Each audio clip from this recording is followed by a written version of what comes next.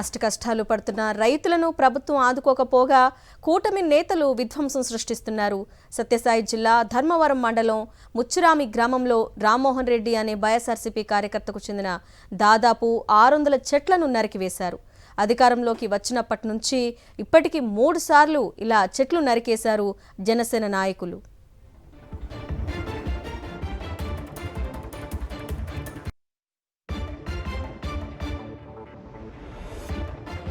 విషయం తెలుసుకున్న ధర్మవరం వైఎస్ఆర్సీపీ నాయకుడు కేతిరెడ్డి వెంకటకృష్ణారెడ్డి బాధిత రైతును పరామర్శించారు.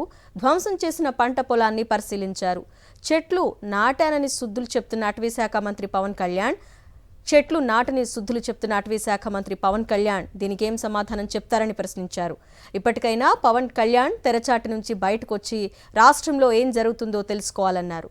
ఇలా చెట్లను నరికేస్తూ ప్రజలకు ఎలాంటి సందేశం ఇవ్వాలనుకుంటున్నారని ప్రశ్నించారు వెంకటకృష్ణారెడ్డి.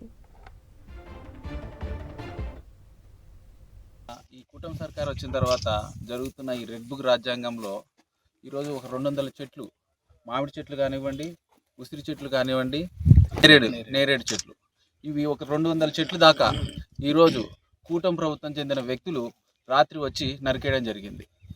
ఈ ప్రభుత్వం వచ్చిన తర్వాత రైతుకు న్యాయం చేయాల్సింది పోయి ప్రతి రైతును హింసించే దగ్గర వరకు వెళ్తున్నారు. ఆయనేమో అటవీ శాఖ మంత్రి, ఆయన చెట్లు నాటాలి, ఇవి చేయాలని రోజు ఊపుదంపుడు ఉపన్యాసాలు చెప్తుంటాడు. నోటికి వచ్చిన అబద్ధాలు మాట్లాడతారు.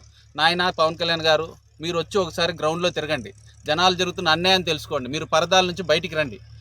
రోజు పరదాలు వేసుకొని కూర్చొని భజనగాలతో కూర్చోకుండా మీరు వచ్చి జనాలతో తిరిగితే ప్రజల సమస్యలు తెలుస్తాయి. మేము పోలీసులు కంప్లైంట్ ఇస్తే మీరే నరుకున్నాను, మా మీదే తప్పుడు ఆరోపణలు, తప్పుడు కేసులు కూడా మా మీదే పెడుతున్నారు.